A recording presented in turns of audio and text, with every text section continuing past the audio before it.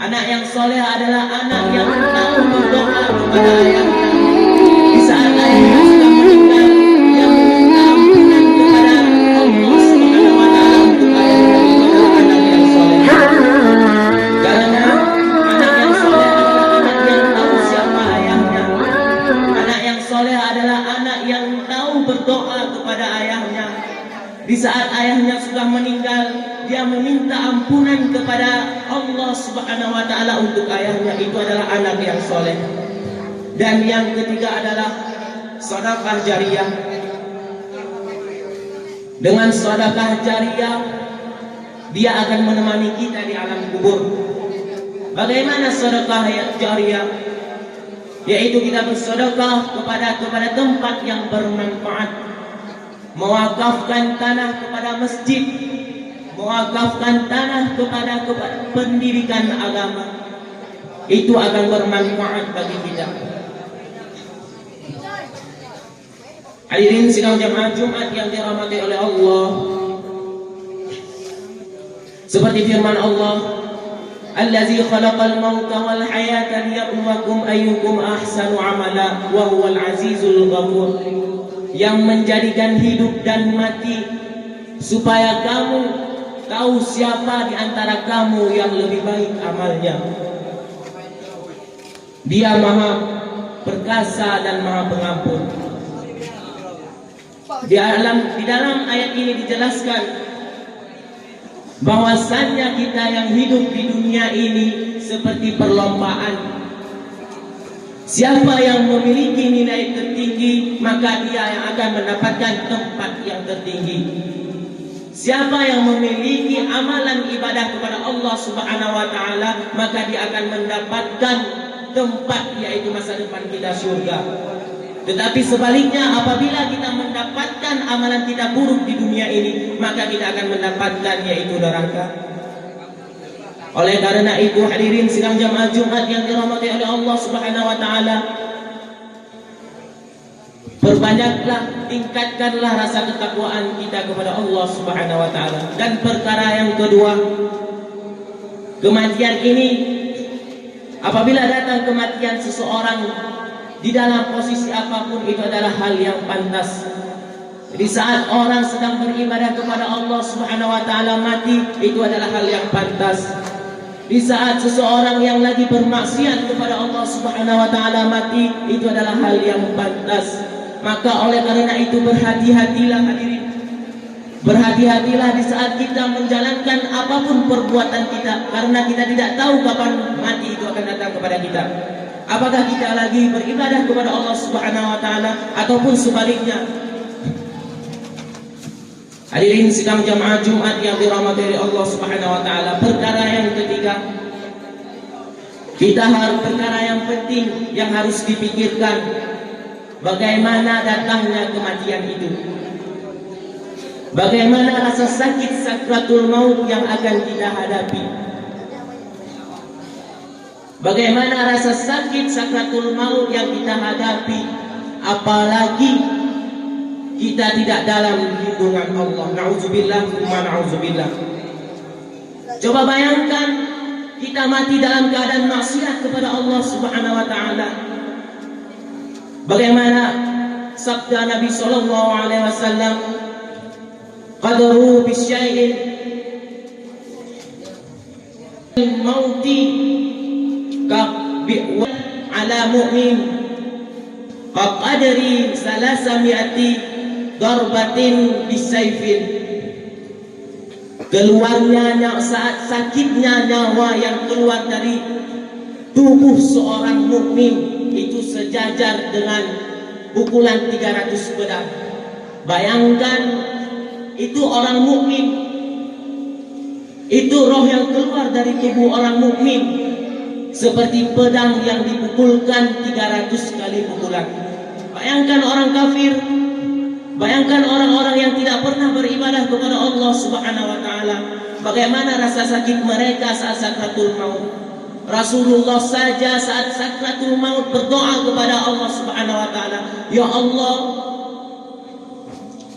betapa besarnya sakratul maut ini, betapa sakitnya sakratul maut ini.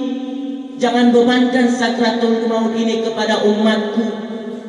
Rasulullah sallallahu alaihi wasallam berdoa kepada Allah Subhanahu wa taala untuk rasa sakit sakratul maut ini tidak dibebankan kepada kita sebagai umatnya.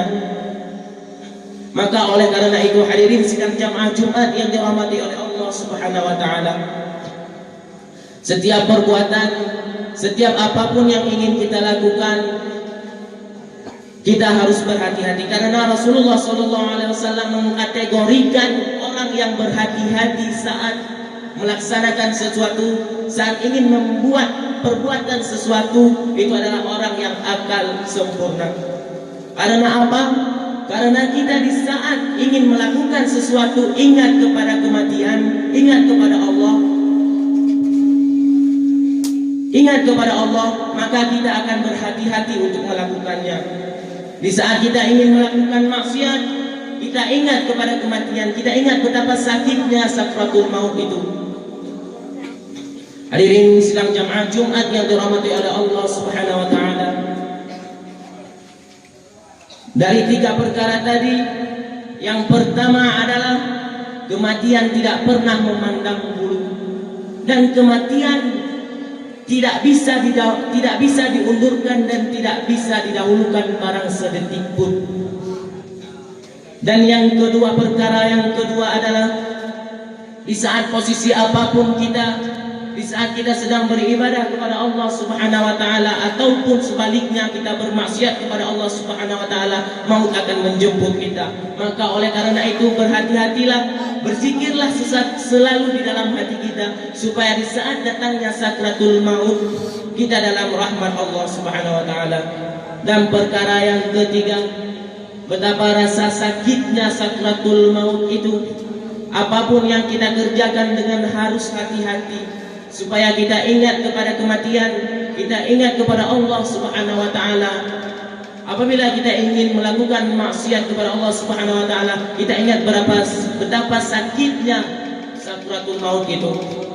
Hadirin sidang jamaah Jumat yang dirahmati oleh Allah Subhanahu wa taala. Mungkin sampai di sini mauizah singkat dari khatib sendiri. Semoga bermanfaat bagi khatib dan bagi hadirin sidang jamaah Jumat yang dirahmati oleh Allah Subhanahu wa taala. Langsung saja kita masuki ke dalam dua rukun al-khutbah. Apabila ada kesalahan mohon ditegur, karena dengan sah rukun dua al-khutbah kita pada hari ini, maka sah juga Jumat kita. Alhamdulillahi rabbil alamin.